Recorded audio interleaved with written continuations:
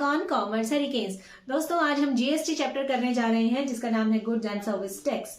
ये चैप्टर बहुत इंपॉर्टेंट है और इसका आज के पार्ट में हम पढ़ने वाले हैं कि जीएसटी क्या है। इसका बेसिक थ्योरी पोर्शन हम करेंगे क्योंकि एग्जाम पॉइंट ऑफ व्यू से जितना इंपॉर्टेंट इसका प्रैक्टिकल है उतना ही थ्योरी भी है। जब तक आप थ्योरी नहीं समझेंगे प्रैक्टिकल तो आप अटेम्प्ट ही नहीं कर पाएंगे। तो दोस्तों चैप्टर को ध्यान से समझना है आपको। हम वीडियो स्टार्ट करने जा रहे हैं मगर उससे पहले अगर आपने अब तक चैनल सब्सक्राइब नहीं किया है तो चैनल सब्सक्राइब कर दीजिए, बेल आइकन दबा दीजिए, वीडियो को ज्यादा से ज्यादा शेयर कीजिए, लाइक कीजिए और कमेंट करके बताइए वीडियो आपको कैसी लगी। तो बात करते हैं जीएसटी के बारे में कि जीएसटी क्या है। जीएसटी एक टैक्स है जो गवर्नमेंट हमारे ऊपर लगाती है।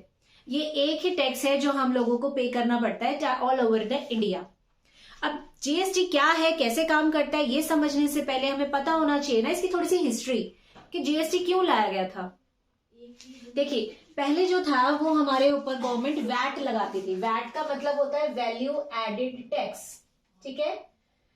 इसका मतलब क्या है कि आप जो प्रोडक्ट अपनी स्टेट से किसी और स्टेट में लेकर जा रहे हैं तो जितनी स्टेट्स आप क्रॉस करते जाएंगे उतना ज्यादा आपको टैक्स पे करना पड़ेगा। हर बार आपको टैक्स पे करना पड़ेगा। इसको एक एग्जाम्पल से समझते हैं। सपोज करते हैं आप दिल्ली में रहते हैं और आपने दिल्ली में एक प्रोडक्ट बनाया जिसकी कॉस्ट है 100 रुपीज। अब आप इसको लेकर जाना चाहते हैं मुंबई, ठीक है, मुंबई में यानी महाराष्ट्र स्टेट में। तो आप ये रहा आपका महाराष्ट्र स्टेट, आपको यहां तक पहुंचना है। बीच में काफी सारे स्टेट्स आएंगे, ठीक है। सपोज करते हैं आपने एक स्टेट क्रॉस किया तो यहाँ का जो अकॉर्डिंग टू वैट बात कर रही हूँ मैं, वैट में क्या होता था कि इस स्टेट के गवर्नमेंट आपसे टैक्स कलेक्ट करती थी। सपोज आपसे 10 रुपीज टैक्स ले लिया गया तो आपके प्रोडक्ट का रेट हो गया 110, है ना, कीमत हो गई। अब आप आगे बढ़े, आपने एक और स्टेट क्रॉस किया मगर यहाँ पर भी सेंट्रल गवर्नमेंट ने आपसे टैक्स मांगा 20 रुपीज तो आपके प्रोडक्ट की रेट हो गई 110 तो पहले था, 20 रुपए टैक्स और दिया तो ये बन गया 130 रुपीज। अब जब ये मुंबई पहुंचा तो महाराष्ट्र स्टेट ने भी आपसे टैक्स मांगा। इन्होंने फिर से बोला कि हमें 5 रुपए टैक्स पे कर दो, ठीक है। तो आपने 135 रुपीज के साथ वो प्रोडक्ट मुंबई में एंटर करवा दिया। अब आप देख सकते हैं ना कि जो प्रोडक्ट 100 रुपीज का था वो यहां तक पहुंचते पहुंचते 135 का हो गया, ठीक है। अब क्या प्रोड्यूसर इस कॉस्ट को खुद बियर करेगा? नहीं ना, वो अपनी पॉकेट से थोड़ी ना भरेगा ये टैक्स। वो क्या करेगा, अपने प्रोडक्ट का रेट बढ़ा देगा और रेट बढ़ाने के बाद इनडायरेक्टली वो टैक्स कौन पे करेंगे? यस, कंज्यूमर्स पे करेंगे। कि जो चीज 100 रुपए की थी 135 तक पहुंच गई है, अब वो अपने प्रोडक्ट का रेट बढ़ा के कंज्यूमर को बेच के टैक्स कलेक्ट कर लेगा। अपना नुकसान तो वो भर लेगा लेकिन अल्टीमेटली लॉस किसका हुआ? कंज्यूमर का। एक तो ये प्रॉब्लम थी। दूसरी प्रॉब्लम क्या थी? हर स्टेट अपने हिसाब से रेट चार्ज करती थी। कोई 10 रुपए कर रहा है, कोई 20, कोई 5, ठीक है। कोई इक्वालिटी ही नहीं थी। तो गवर्नमेंट ने सोचा कि ये तो बड़ा बेकार सिस्टम है, इसको कैंसिल करो और कुछ नया लेकर आओ। तो मोदी गवर्नमेंट उसके बाद लेकर आए जीएसटी, जिसमें क्या हो गया कि आप प्रोडक्ट इंडिया में कहीं भी लेकर जाइए, कितने भी स्टेट्स आप क्रॉस कर लीजिए, आपको एक ही टैक्स देना पड़ेगा, ठीक है। चाहे आप दिल्ली से मुंबई जा रहे हैं, चाहे आप हरियाणा से पंजाब जा रहे हैं, चाहे आप कश्मीर से कन्याकुमारी जा रहे हैं, टैक्स आपको एक ही देना पड़ेगा, चाहे आप कितने मर्जी स्टेट क्रॉस कर लीजिए, ठीक है। तो ये था जीएसटी का फायदा, इसीलिए जीएसटी लाया गया था। अब इसके हिस्ट्री तो हमने समझ ली है। अब हम जरा बात करते हैं any tax on supply of goods and services. मतलब जीएसटी क्या है? कोई भी टैक्स जो गुड्स एंड सर्विसेज की सप्लाई पे लगा दिया जाए उसे जीएसटी कहते हैं, ठीक है। Second, it also called one nation one tax. वो मैंने आपको बता दिया ना कैसे है one nation one tax. One nation यानी इंडिया, वन टैक्स यानी कहीं भी घूमिए आप, टैक्स आपको एक ही देना पड़ेगा, ठीक है। और इससे दूसरा फायदा क्या हुआ कि प्रोडक्ट की कीमत ज्यादा नहीं बढ़ती थी। यानी कि सपोज करते हैं आपका प्रोडक्ट जो 100 का था, अगर आपके ऊपर 12% टैक्स चार्ज कर लिया गया तो 12% यानी 12 रुपए, तो आप यहां से लेकर कहीं भी जाइए आपके प्रोडक्ट में सिर्फ 12 रुपए जुड़ेंगे। यानी 100 से लेकर वो 112 तक का हो जाएगा, इससे ऊपर नहीं जाएगा उसका रेट, जिसकी वजह से कंज्यूमर को भी फायदा होगा, प्रोडक्ट ज्यादा महंगा नहीं बनेगा, ठीक है। तो ये था जीएसटी मीनिंग और उसका फायदा। अब बात करते हैं, ये कुछ रेट्स हैं जो आपको पता होने चाहिए, एग्जाम में कई बार पूछ लिया जाता है एमसीक्यू में।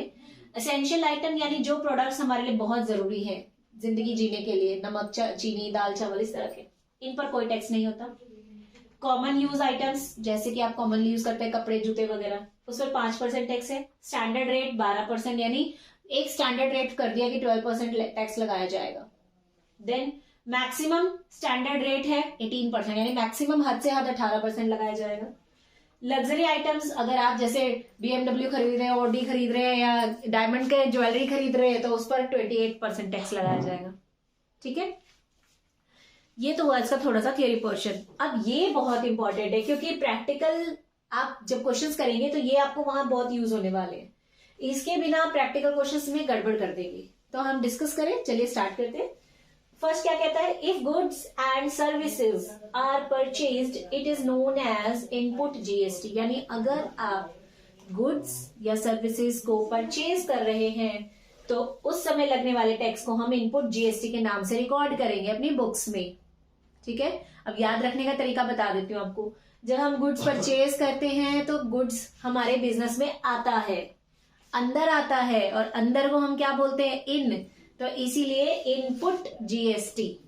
ठीक है, अब if goods and services are sold, अगर आपका गुड्स और सर्विसेज बेचा गया है तो उस टाइम पर जाने वाला टैक्स क्या होगा, आउटपुट जीएसटी। ठीक है, यानी जब आप बुक्स में रिकॉर्ड करेंगे तो आउटपुट जीएसटी के नाम से करेंगे। याद कैसे रखना है, समझ गए होंगे। सेल करोगे तो प्रोडक्ट बाहर जाएगा, बाहर जाने को आउट कहते हैं, तो आउटपुट हो गया। Third, if goods are sold या purchased within same state it is known as intra state, यानी अगर आप एक ही स्टेट के अंदर सामान बेच रहे हैं तो उसे हम इंट्रा स्टेट कहते हैं। तो क्वेश्चन में कई जगह आपको इंट्रा स्टेट वर्ड नजर आएगा, आपको पता लगना चाहिए कि इंट्रा स्टेट मतलब सेम स्टेट में सामान बिका है। सेम स्टेट का मतलब हरियाणा में बनाया, हरियाणा में ही बेच रहे हैं, हरियाणा से बाहर कहीं नहीं गया। ठीक है, ऐसी कंडीशन में जो टैक्स लगेगा उसे बोलते हैं सीजीएसटी, एसजीएसटी। सीजीएसटी मतलब central goods and service tax, जो सेंट्रल गवर्नमेंट को जाएगा। एसजीएसटी मतलब state government, state goods and service tax, जो कि स्टेट गवर्नमेंट को जाएगा। Then if goods are sold या purchase outside state it is known as inter state.